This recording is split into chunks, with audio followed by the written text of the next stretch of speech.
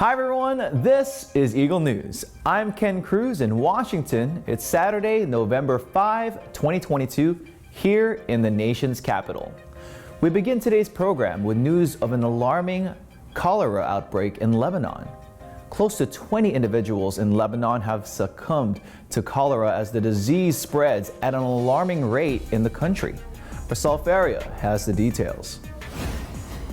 A cholera outbreak in Lebanon has been reported to the World Health Organization and is currently spreading to every governorate in the country.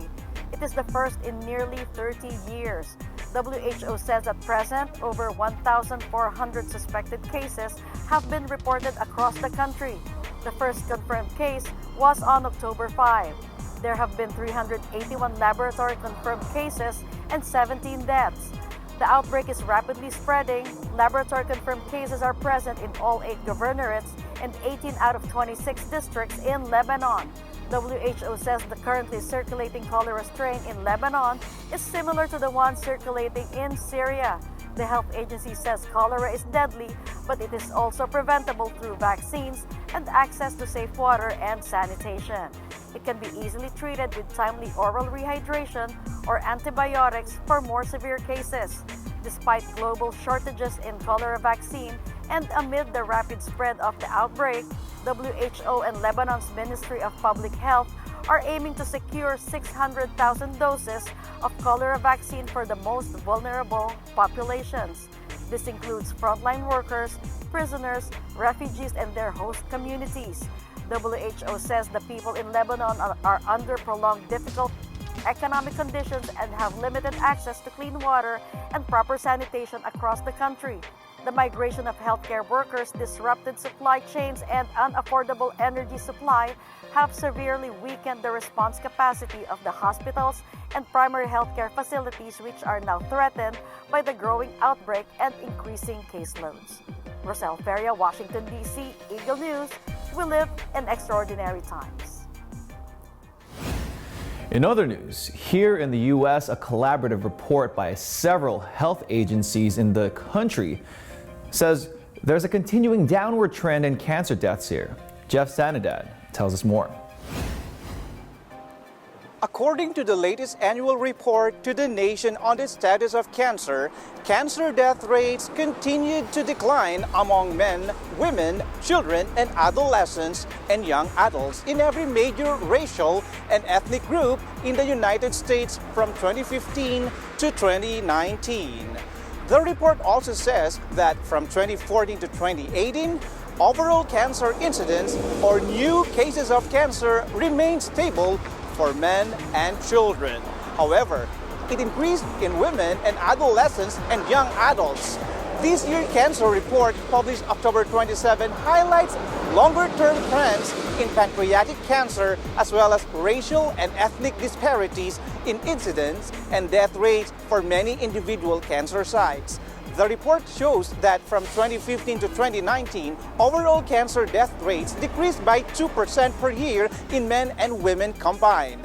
The declines in death rates were steepest in lung cancer and melanoma by 4 to 5% per year among both men and women. Death rates increased for cancers of the pancreas, brain, and bones and joints among men, and for cancers of the pancreas and uterus among women. The report shows that cancer incidence rates were relatively stable in men and women combined from 2014 to 2018. The annual report to the nation on the status of cancer is a collaborative effort among the National Cancer Institute, part of the National Institutes of Health, the Centers for Disease Control and Prevention, the American Cancer Society, and the North American Association of Central Cancer Registries. Jeff Sanidad, Eagle News. We live in extraordinary times. In other news, as climate change awareness spreads and as gas prices soar worldwide, electric vehicle technology seems to get the attention of millions of motorists. Alec Kui takes us to this year's SEMA show as it showcases the evolving EV industry. Take a look. The rise of vehicle electrification continues, and we can see how it's grown here at SEMA 2022. SEMA Electrified serves as a place for EV-related businesses to connect and collaborate, where exhibitors can attest to its tremendous growth. Yeah, it's pretty wild. I mean, last year we had a 20 by 30 booth. We were very busy. We saw, we need to expand our footprint here. So this year we came back with a 20 by 60 booth. We also have an additional education booth, and we're just seeing way more traffic, a lot of interest in EVs. So it's a very exciting time for the EV conversion market. EVs at this time account for a small percentage of all vehicles on the road in the US, but it represents a fast-growing market with huge potential for the aftermarket industry, including all the conversion components, charging solutions, EV safety and service equipment, and EV accessories. Industry experts say you can convert any internal combustion type vehicle to electric, from classic cars to muscle cars to race cars and purpose-built vehicles. And with this evolving technology, some companies are looking for opportunities not only to adapt to the growing industry, but also to enhance it. Here at Gig Performance, we have a regenerative power system. Most EVs are using regenerative braking to extend their range, and here at Gig, we have designed a regenerative suspension system. Okay, so in most vehicles, you've got shocks that are absorbing the motion and trying to manage that energy and disperse it through the form of heat. And we are taking that same linear motion and turning it into rotational motion, driving a generator that will put electricity back into a battery. Range anxiety is a big deal, and even on top of that, there is a lot of motion taking place in a shock. A lot of energy is being eaten up in the current designs. We're trying to take heat energy away from the vehicle and make it into electrical energy to extend the range and power other accessories that are becoming quite commonplace on a variety of vehicles on the road. As Brian mentioned, range anxiety is real, and so is the sentiment of some towards vehicle electrification. One exhibitor says, being an old school hot rodder, it breaks his heart to see a classic car being turned into electric. So we asked others what they think about it. Mechanics, we like to do things. We like to tinker with things and make things work differently. So we always put a bigger engine in, or we put a different carburetor on, or something to make it different. So this is just making it different. It's not going to end the classic car, it's just going to make it different. Oh, I think it's absolutely incredible. I love it. I mean, they're pushing the envelope, doing something new, something that hasn't been done before. I mean, why not? Love it or hate it. I mean, you have to respect the build, and I think there's some really cool things about EV, and just the acceleration and torque right out of the gate, and that they're quiet, and I think it's awesome. Clearly, the EV industry is here to stay, and is definitely going places. Industry experts share a common goal to make the environment better for generations to come. There's tons of arguments to be made around, mining for lithium and harmful impacts on the environment in that regards, which are a really valuable conversation to have for sure. And our approach from the conversion side is we can actually take vehicles that are already on the road and we're going to upcycle them. And we're going to take that existing frame and body and we're going to take out the gas stuff and put in EV, and now that vehicle gets a longer life. So we're reducing, reusing, and recycling. My grandfather was big into classic cars. He worked, just before he passed away, he was working on a 1919 Cadillac. And that car is one of the most beautiful cars I've ever laid eyes on. And anything we can do to keep cars like that out on the road, I'm all for it. And anything that we can do to take advantage of the best technologies that are available, I am all for that. And so whether that is big advancements in gas technology or big advancements in electric, I just want there to be efficient energy that is affordable for the masses so that we can all enjoy the wonderful world that we live in. Alec Lee from SEMA 2022, Las Vegas, Nevada, Eagle News. We live in extraordinary times. Several stories from Thomas Likeness today, from interesting stories happening to people in Ukraine, to midterm election tension here in the US, to a new TV series starring individuals with Down syndrome. These and more on Correspondent at Large.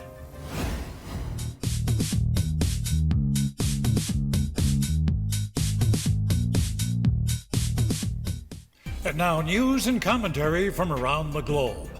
We've heard about the atrocities of the war in Ukraine. There's plenty of video footage showing the destruction in the region. I want to tell you, though, about some of the lesser reported stories from the conflict between Russia and Ukraine. We begin with the tale of how a loaf of bread, that's right, a loaf of bread, saved the life of a 63-year-old pensioner in the city of Bakhmut. Since August, Lyudmila Karchenko rarely leaves her home. She's terrified of the daily battles and the artillery fire between Ukrainian and Russian troops. But a week ago, she got a call from a friend telling her there was a distribution of bread. So she gathered her shopping bags and headed off to pick up the precious commodity. You know, food can be hard to come by these days in Ukraine. After arriving, neighbors told Lyudmila her building had been hit. This is what she saw when she arrived home. She lost just about everything, but because she went out for bread, she still has her life. There's a lot of inventiveness as well in war-torn Ukraine, and little goes to waste. These two stepbrothers make periscopes out of plumbing pipes. They use their own money to buy the materials, they glue a mirror into them, and then paint them in camouflage colors. In 2.5 months, the brothers have made about 1,000 of these gadgets. The homemade periscopes have been shipped to Ukrainian soldiers fighting on the front lines.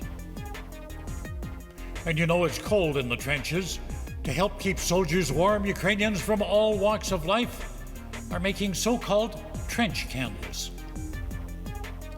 Volunteers cut up cardboard and fit it inside of tin cans. The cans are filled with a mixture of wax and paraffin. These makeshift candles are not only used by soldiers to keep warm, but they use them to dry out their dugouts and their clothes. They can even use them to cook food. So far, about 10,000 trench candles have been sent to the fighting troops. Americans go to the polls in just a few days to vote in midterm elections. And the people feeling the most stress, well, it's not the candidates. It's the workers manning the polls, where voters cast their ballots. Misinformation is the enemy. Persistent conspiracy theories about the 2020 presidential election are fueling the harassment against poll workers. The political atmosphere is toxic. Some fear for their safety. In Arizona, gun-toting ballot watchers intimidated voters putting their ballots into drop boxes. That ended when a judge granted a restraining order. In other places, up to 1/3 of election officials they've simply quit because of the threats. And experts fear these vacancies will be filled from the ranks of election denial groups. Security has also been beefed up. You know, in these elections, the real heroes may be the workers, ensuring that the voting goes smoothly and according to the law. Veterinarians in China made a long-distance house call to a zoo in Taiwan to take care of an ailing panda. The visit is rare given the icy relations between the two countries, but Taiwan made an exception when Tuan Tuan, a male panda, fell ill.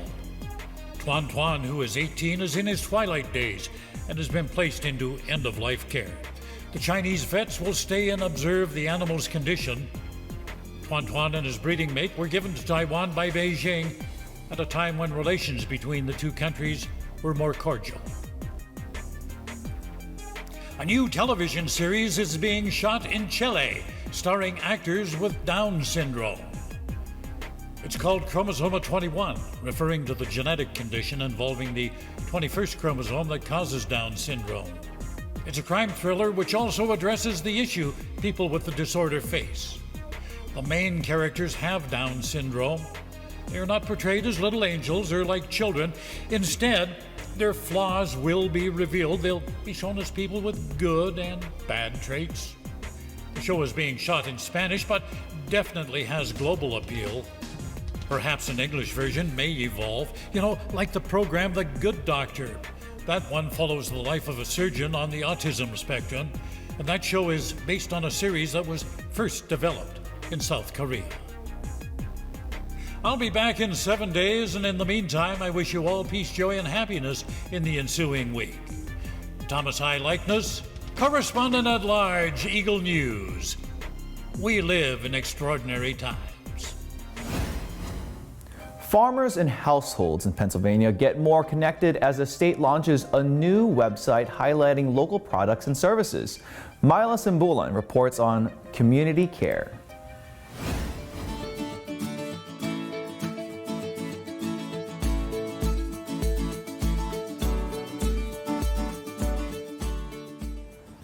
Amidst the increased demand for direct connection between farmers and consumers, Pennsylvanians now have another opportunity to learn more about and appreciate where their food comes from by connecting with local farmers. In connection to this, the Pennsylvania Department of Agriculture launched a website for the PA Preferred brand. At papreferred.com, residents can search for Pennsylvania products and connect with their farmers. It offers an opportunity for Pennsylvanians to search for PA Preferred members and their products based on location. It is also an accessible way for PA Preferred members to connect with customers and partner with other PA Preferred businesses. It also helps people to connect with veteran farmers through the Homegrown by Heroes program. Add to that, it provides information about the state's Farm to School program. More than 820 members can be found in 65 Pennsylvania counties. The state is encouraging Pennsylvanians to explore the Commonwealth's farmers markets and farm destinations this fall and winter, building confidence that what people are buying is grown, harvested, and produced here in Pennsylvania. Myla Simbulan, Swarthmore, Pennsylvania, Eagle News. We live in extraordinary times. In California, uninsured individuals or those seeking more affordable health care are urged to take advantage of open enrollment season. Mylene Cusio on this week's Health is Wealth.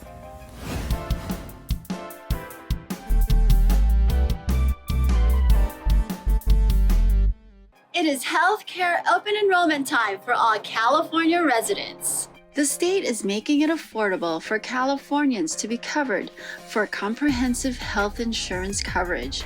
Residents can now enroll through Covered California, which is the state's free service that helps one afford brand name health insurances by providing financial assistance to those who are eligible.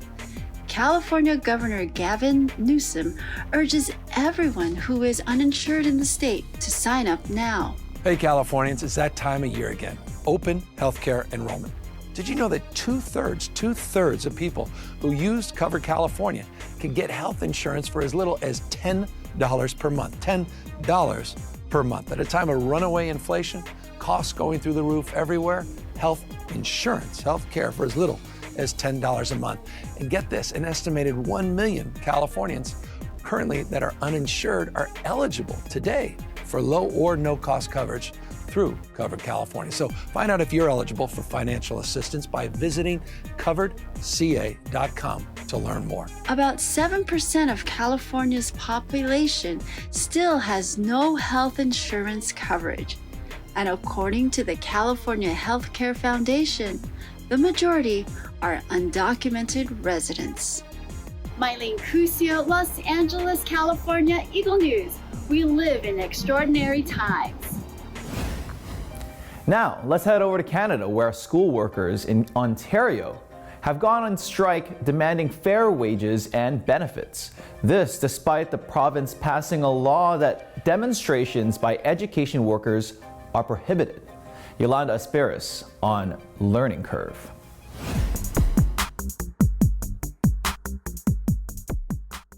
This week, in response to the education workers' strike mandate, Ontario introduces the Keeping Students in Class Act, which aims to keep schools open, forcefully stopping the strike and rendering it illegal. Minister of Education Stephen Lecce claims that the new act will ensure students remain in class by making it illegal for education workers to strike.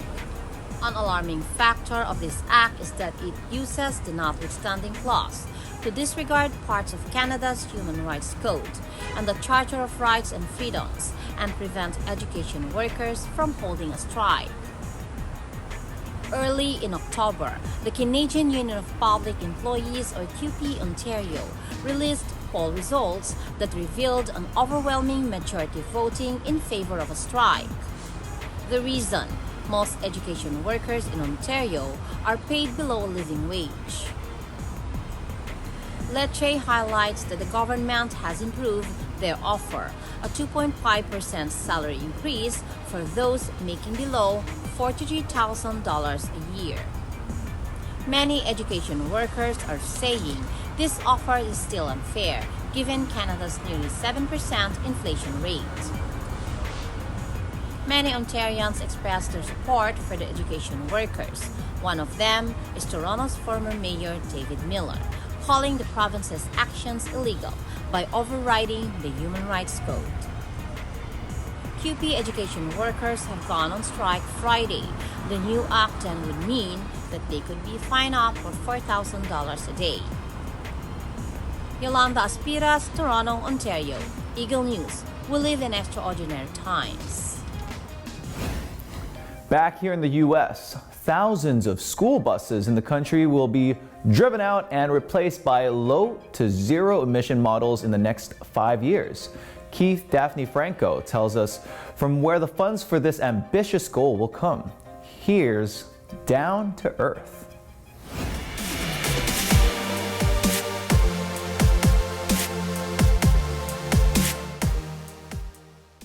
Over the next 5 years, $5 billion will be awarded to school districts across the United States to replace existing school buses with zero and low emission models to reduce harmful emissions from older, dirtier buses.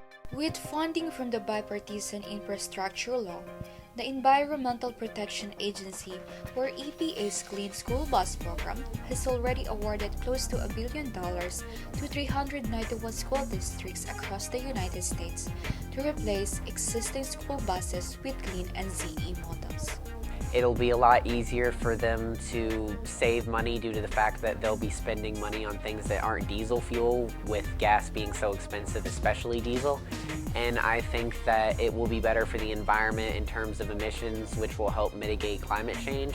And possibly with the excess money, it could go towards looking for alternative fuel sources. EPA announced on September 29 that it will nearly double the funding awarded for clean school buses this year, following high demand from school districts across the United States that applied for the 2022 Clean School Bus rebates. This is the first round of funding from the EPA Clean School Bus Program. EPA received around 2,000 applications requesting nearly $4 billion for over 12,000 buses. The applicant pool includes submissions from all 50 states, Washington, D.C., Puerto Rico, the U.S. Virgin Islands, Guam, American Samoa, and federally recognized tribes. The 2022 rebate program will fund approximately 2,500 school bus replacements. Find out on EPA.gov if clean school buses are coming to your area. Keith Daphne Franco, Pensacola, Florida, Eagle News. We live in extraordinary times. It's eating time. Aikaera will show us how to make this easy and tasty dish called Cashew Lime Curry. Don't think I've ever said those 3 words ever before together, but get your aprons and appetites ready for this week's Behind the Counter. Hey, I'm Aika, and welcome back to Behind the Counter, where we see easy and tasty meals be brought to life.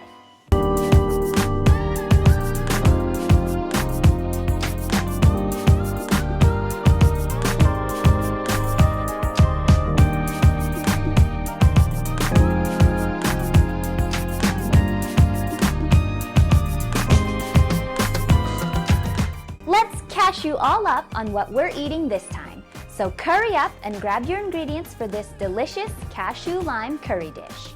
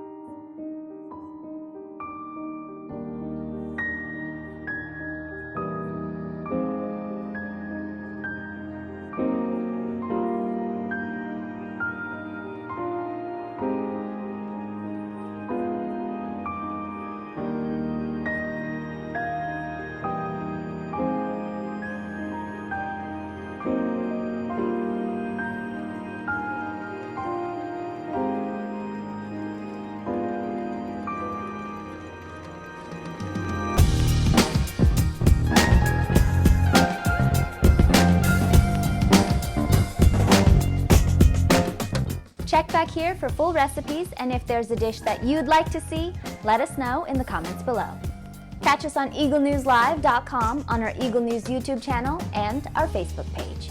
Check back next time when we go behind the counter. Now, before we let you go, we leave you with our photo of the week by Jean-Chris Arce.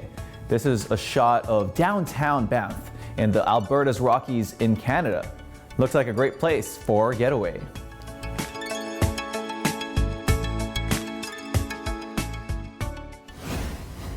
Now, thank you all for joining us again. If there are stories or topics you want us to share with you, just comment below.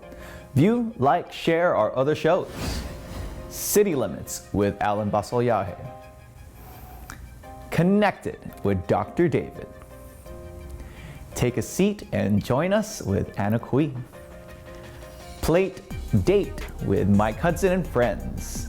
Plus, Journey, Stories of Filipinos in Canada with Kathleen. I'll always say this for the rest of my life. Best last name ever, Cruz. Follow us on YouTube, Facebook, and Twitter at eaglenewslive. I'm Ken Cruz. We live in extraordinary times. Happy weekend, everyone.